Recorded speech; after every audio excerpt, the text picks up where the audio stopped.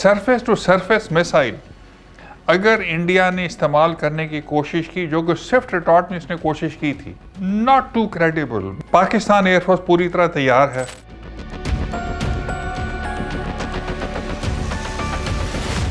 North to south इस वक्त हो रहा है एयर डिफेंस अलर्ट। अगर जंग होती है, एयर सुपीरियरिटी रोल में होगा नंबर 1 J-10।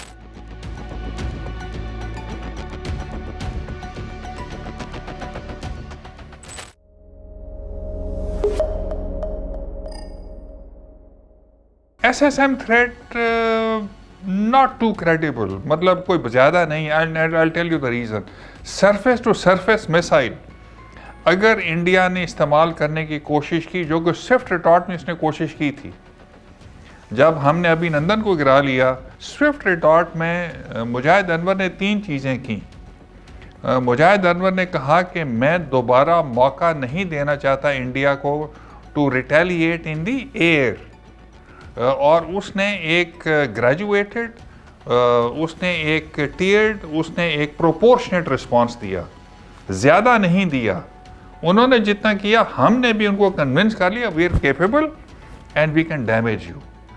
तो उन्होंने दोबारा हम पे एयर अटैक नहीं किया, but SSM surface to surface missile की थ्रेट दी, जिसमें गवर्नमेंट ने कहा जी आप 10 मारोगे, हम 12 मार देंगे।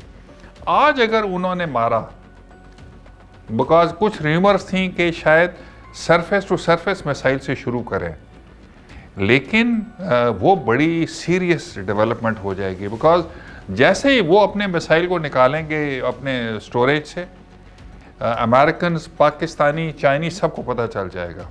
हम अपने निकालेंगे, सबको पता चल जाएगा।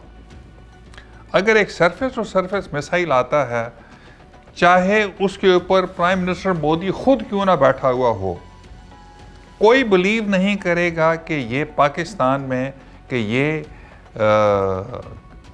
अनकन्वेंशनल न्यूक्लियर मिसाइल नहीं है। सो वो दुनिया नहीं होने देगी। So it is not a very credible threat. और मेरे ख्याल में इंडियंस ये गैर दानिशमंदी, I won't use the word बेवकूफ़ी, I don't think they will do this. 65 और 71 में 65 में we had a clear edge in the air. 71 में we were heavily outnumbered in the east. एक फाइटर स्क्वाड्रन थी हमारे, जिसमें कि 12-14 F-86 थे, और उसमें उसके खिलाफ 10 से 12 फाइटर स्क्वाड्रन्स थे। So this was a very tough fight that we had, but our people fought very bravely till they created all the runway. West में we gave a very good account of ourselves, notwithstanding कि we lost eventually the 71 war। लेकिन जब आप Swift retort देखते हैं तो याद रखिए कि वो पहली दफ़ा इन्होंने हमारी एयरफोर्स को टेस्ट किया, और उस वक्त के वज़ीर आज़म ने कहा था कि अगर आप नंबर 1 आप इसकी हमें इन्वेस्टिगेशन करवाएं, हमारे साथ मिलके इंटरनेशनल करवाएं, और अगर आप अटैक करेंगे तो उन्होंने कहा था we will not think we shall retaliate.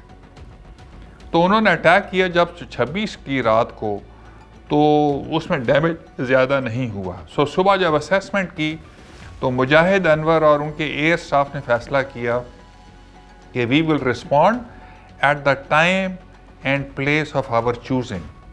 Normally ये ऑपरेशन, अल्लाह ना करे इस दफ़ा होता है कुछ ऐसी चीज़, तो डॉन या डस्क पे होता है, अंधेरे के अंदर, जब थोड़ी थोड़ी रोशनी हो, जो कि उन्होंने किया था रात को 4 बजे, 3-4 बजे किया था, जो बालाकोट पे अटैक किया था।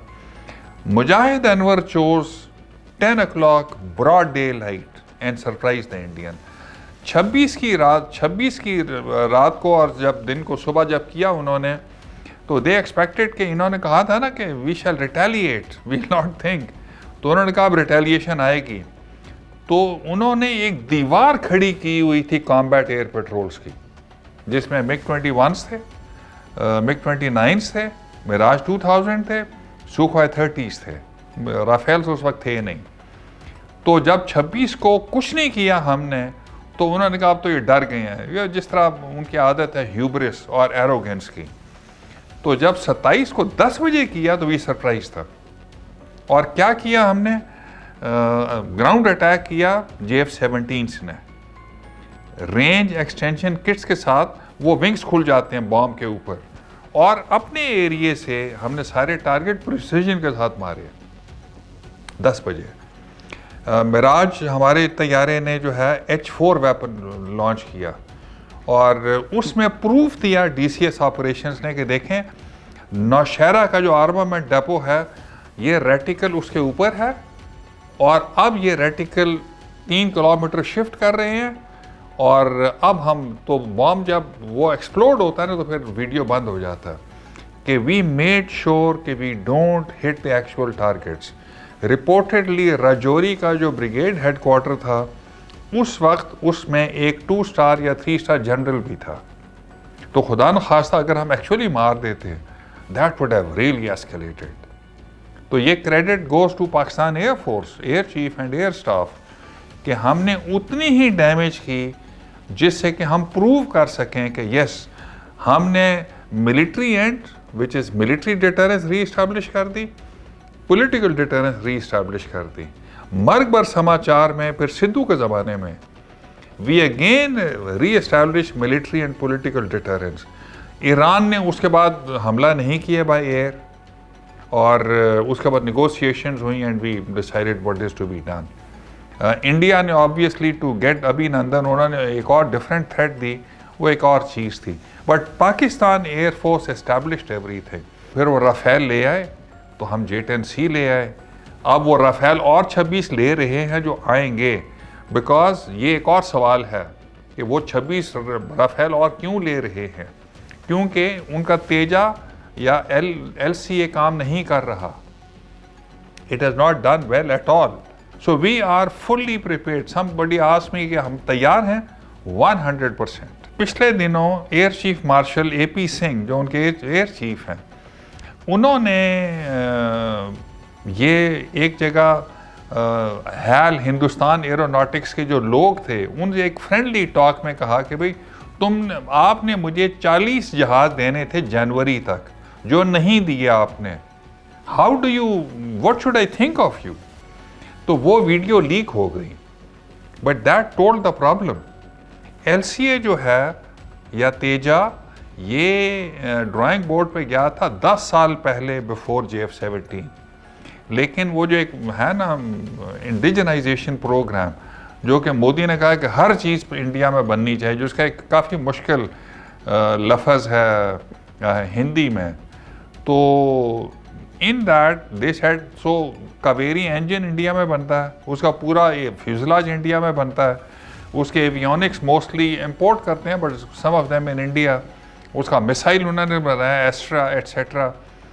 तो इस इंडिजनाइजेशन में आप याद रखिए कि सन 71 से पहले उन्होंने एक खुद जहाज़ बनाया था, उसका नाम था HF-24, हिंदुस्तान फाइटर 24, मारुति उसका नाम था।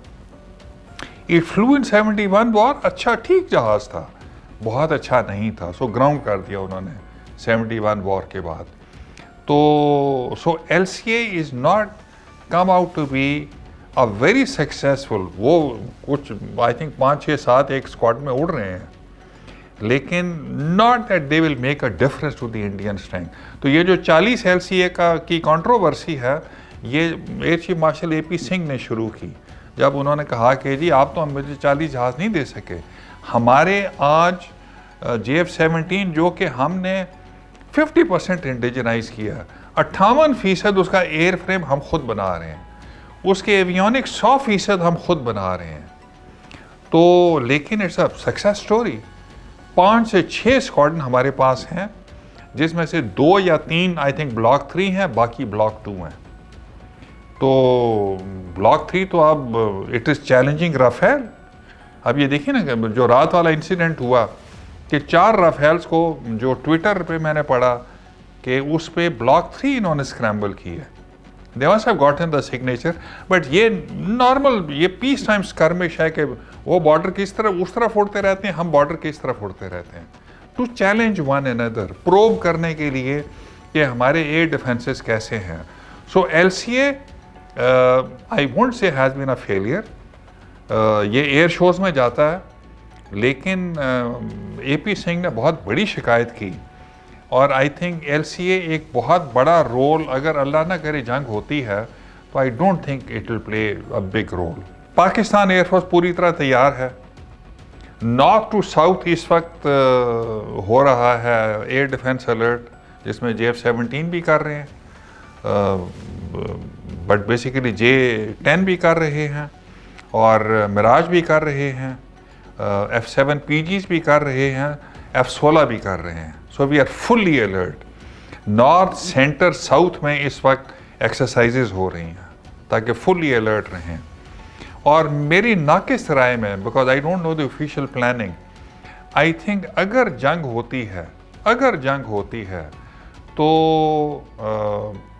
एयर सुपीरियरिटी रोल में होगा number 1 J-10, number 2 will be Block 3 JF-17 and F-16।